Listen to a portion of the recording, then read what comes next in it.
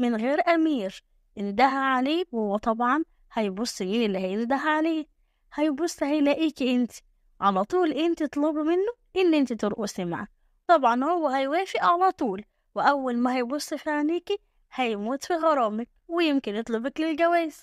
وطبعا في اللحظة دي كل البنات كانت ميتة فعلا من الضحك. وطبعا زهرة يا عيني من طيبة قلبها صدقتها وعملت فعلا اللي قالت لها عليه. وأول ما شافت الأمير علي وهو نازل وماشي وسط البنات راحت ندها باسمه. فالأمير علي قعد يبص ويشوف مين اللي بينده عليه باسمه من غير أي ألقاب. فهي رفعت ايديها وقالت له أنا يا أمير، أنا اللي بنده عليك. فطبعا سمح لها إن هي تقرب له وتجيله. وطبعا أول ما شافها وبص في عينيها سرح في جمال عينيها ونسي خالص شكلها وكأنه مش شايف تخنها خالص.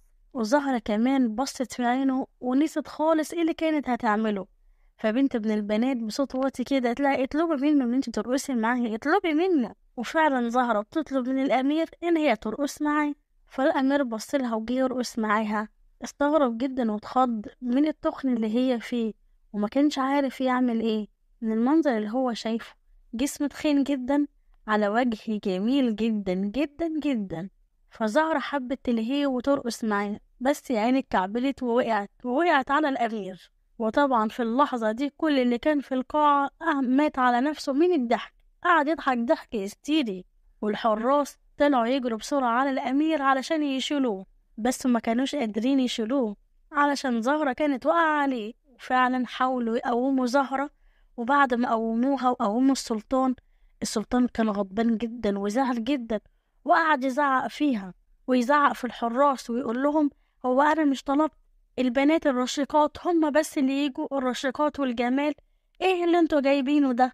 وطبعا قعد يزعق جامد.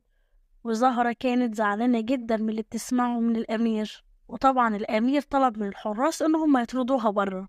بس زهرة قبل ما تخرج راحت للأمير وبصت له قوي في عينيه وقالت له إن أنا كنت متخيلة إن الأمراء دولت دماغهم غير دماغ البشر العاديين، دماغهم كبيرة وبيفهموا إن الجمال جمال الجوهر مش جمال المظهر. بس للأسف يا أمير إن أنت طلعت زيهم وتفكيرك زيهم، للأسف أنا اتخدعت فيه. وطبعا الأمير كان واقف قدامها باصص بس لعينيها وكأنه مش سامع هي بتقول ايه، وكان تايه في جمالها الغير طبيعي. بس هي سابته ومشت وخرجت من القصر خالص وهي زعلانة، ورجعت البيت وهي ميتة من العياط وحكت لأمها عن اللي حصل كله. فأمها قالت لها أحسن عشان أنا قلتلك بلاش تروحي